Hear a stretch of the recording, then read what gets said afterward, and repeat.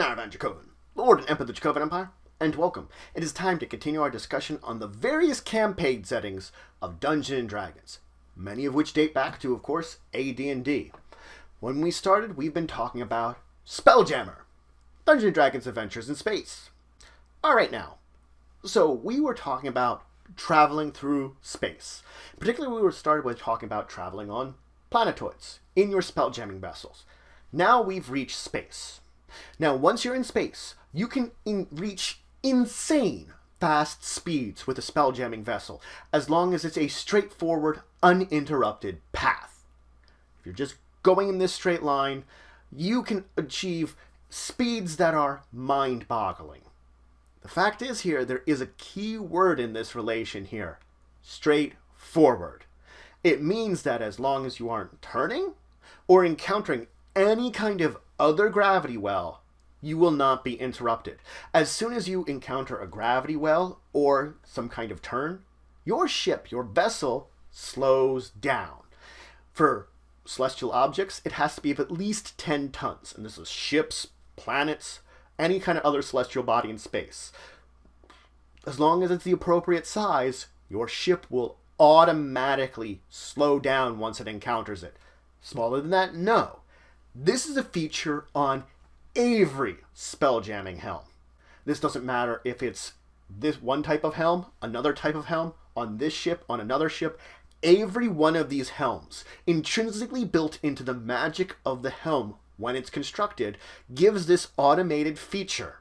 Now, when your ship gets up to speed, it travels 100 million miles in a day. This spans the void of space, the void between planets, in incredible amounts of time. And this is regardless of your ship's spelljamming rating. It's SR. The exact helm that's there doesn't affect it. The spellcaster, their level doesn't affect it. Even the size of the ship itself does not affect this number. The only important thing to think is, in a standard space day, you'll travel 100 million miles. 4 million miles per hour. These numbers do sound like a lot, and they are. In our solar system, going from the sun to the Earth is 100 million miles. You can meet you there in a day. But consider also, traveling from the sun to Pluto will take you 36 days. That's how much farther it is to travel that distance. So that still means it's fast, but it's not so fast it doesn't make sense. Traveling to an edge of a crystal sphere is where it really gets big, because a crystal sphere encompasses the entire system. If we used our solar system once again for example, the distance that a crystal sphere traditionally is at would have you traveling from the center of it, the sun, to the crystal shell itself in 72 days. In about 2 months plus a little bit, 2 months, 2 weeks, that's quite a bit of time that you're traveling in between there. That's how long it will take you. The reality of it is, you're probably not going to get this speed all the time though. We talked about the automated slowdown, so if you reach an area, you're in another gravity well, or near to something else, you'll slow down. You slow down to the 500 yards per SR speed we were talking about in the atmospheres. That's what happens when you hit a gravity well. So you've slowed down to this great speed. You have to either go through orbit, travel around the planet, avoid it, or even you could land, go through the 1d8 rounds of warm-up and take off again. Just, you can do a lot when you're entering it. But this is adding a delay to your trip, a change in the time period your trip will take. Here's where it becomes important to talk about this. It's a safety feature. Hitting something at really high speeds will destroy your... Okay. This sudden stop, this sudden deceleration doesn't affect anybody on the crew. They are perfectly fine with it. And here's where it's important. This is a 2-factor safety feature. One thing, you're not going to feel the deceleration or the acceleration. You're not affected by that. And 2, you decelerate when you get near something that if you hit it, it's going to wreck your ship. You know, that's the important thing here. It's a safety factor built into every helm that's out there, regardless of the exact make of the helm.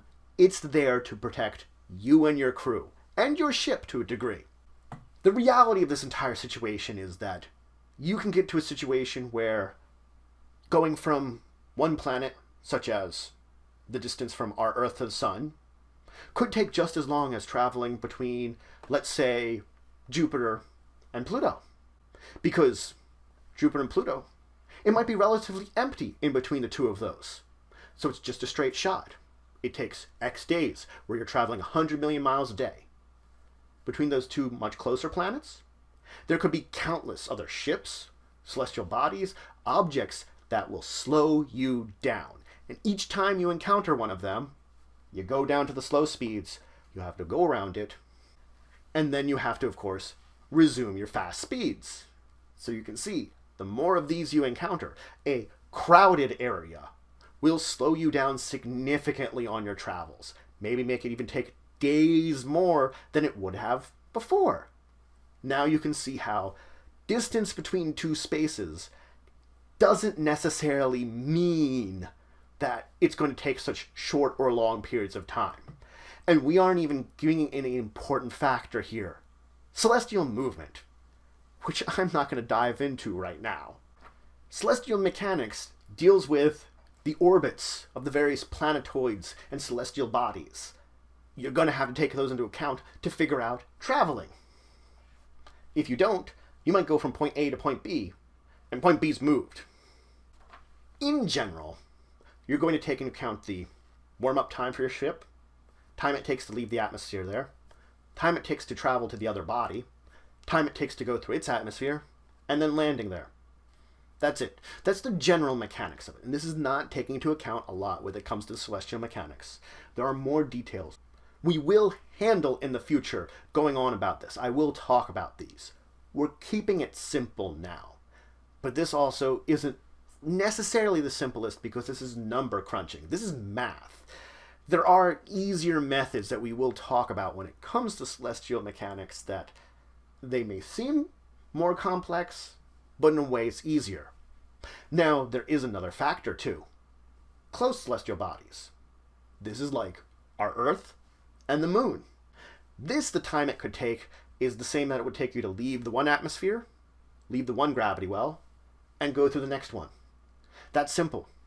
For our example, the size of our planetoids, Earth and Moon, takes 7 turns. Travel from Earth to the Moon. That's it in a spelljamming vessel. That's very quick. We're still working under the assumption that these bodies will remain relatively at the same distance when it comes to their movements throughout space. When things change this, when the factors into celestial movement begin to come in, this alters a lot of information about when it comes to travel here. We are going to be beginning to dive into that soon, but let's keep with a couple of simple methods you can use to keep it easy. But that is it for today. So I talked about traveling in Wildspace. You travel 100 million miles a day, as long as you're not in a gravity well, long as you're not turning. As soon as you start doing one of those things, slows you down. Simple as that. There are some more details to it, but that's everything I've talked about here in a gist. I'm not taking into account celestial mechanics, which we will be talking about, but I've gone over the basics. In the next episode, we're going to talk about some methods you can use that are easy for simple, quick calculations without celestial mechanics. Not the by-the-numbers stuff I was talking about. We're also then going to talk about traveling through the phlogiston and how that's different than just traveling through Wildspace. But if you have any questions, comments, anything you want to say, anything you think I left out, please leave in the comments below. Please like, share, and subscribe. It shows support the channel, the Empire, the work I do. If you want to show some extra support, you can always check out my Patreon, link in the description below. There's some great rewards there, helps to grow and improve the channel and the Empire. But regardless, until the next time, I bid you farewell.